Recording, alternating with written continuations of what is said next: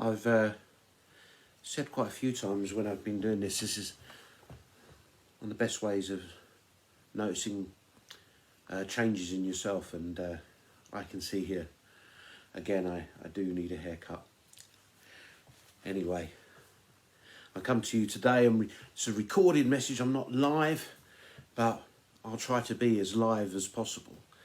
And I was thinking that over about 10-year period, longer than that, I commuted from here in Norfolk down to Essex. It was 97 miles, and I used to leave here, my home here, at 4:30 in the morning for a 6:30 start on my day shifts, and on the night shifts I used to leave here at 3:30 in the afternoon to have the time to get to work for before 6 o'clock at night.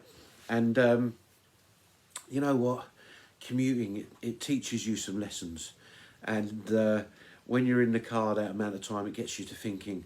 And I've decided at some point I'm gonna write a book on the things I learned while driving, all the different lessons that sort of popped into my head in relation to those journeys. One of the problems with that is that it's probably book 3 on my list, and I haven't finished book 1 yet. Anyway, what I thought I'd do briefly is I wanted to share with you a couple of the titles from the chapters that I'm going to write. So I've made this list of things that happened, and I'm going to work from some titles. They're going to be titles of the chapters. I'll work from them points. So here's going to be some of my chapters, just 5 of them I've written down. Number 1, sometimes I spend more time looking in the rearview mirror than looking forward. It's not my job to regulate other people's speeds. Fear of what is ahead can affect the whole journey. Overtake quickly, keep the road clear. Some of us don't know the way. And even with those 5 things I've said there, I'm sure you could take something from that yourself, and that's the point. Is all of those titles, they bring to mind something that happened while I was driving, and something I feel like I could express and share from those points.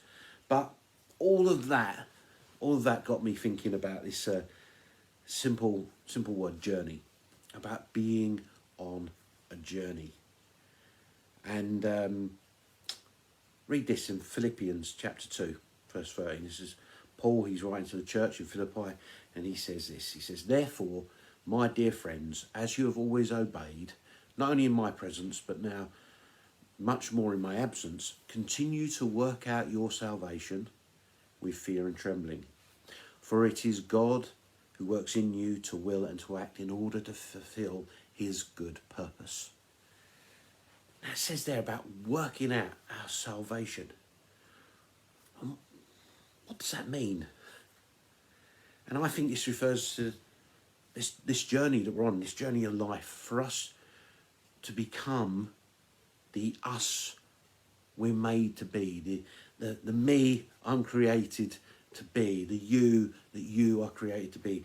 We work that out in relationship. We work that out. It said there, fulfill his purpose. He has a purpose for my life, a purpose for your life, and it is a purpose built on love and relationship. And that's the journey we take with him, a journey based on love in relationship, to be the we need to be, or we're not we to be, we're created to be, and living a life of freedom within that. See, in this journey, for myself, and I've noticed it so much in others, we want to be in control. And we end up sort of like going through life, sort of like holding on for dear life to the steering wheel, white knuckle ride, and we don't want to listen to anyone else's direction. No backseat drivers, don't you give me advice. I know where I'm going. I know what I'm doing. Just let me drive. Cuts us off from so much. we hold on to control so tightly. And I've just noticed, in fact, in the world today, you know, we don't want to listen. And in fact, you're watching me on social media and or on YouTube, and it's the reality that they have, you know, admitted they have algorithms based into these systems, which, you know, if you watch something, then it will show you something else like that. So it's a system that reinforces your own set of beliefs without ever challenging them or giving you something to listen to and to ponder over and to think about. It enforces holding on to control rather than being able to listen and release. I believe the greatest obstacle to freedom is this hanging on to of control. I believe that, you know, holding on and building these little castles around ourselves where we don't want to listen, we don't want to give that control up, just keeps us in a place where we don't grow. We don't move forward. We don't walk in freedom. We don't,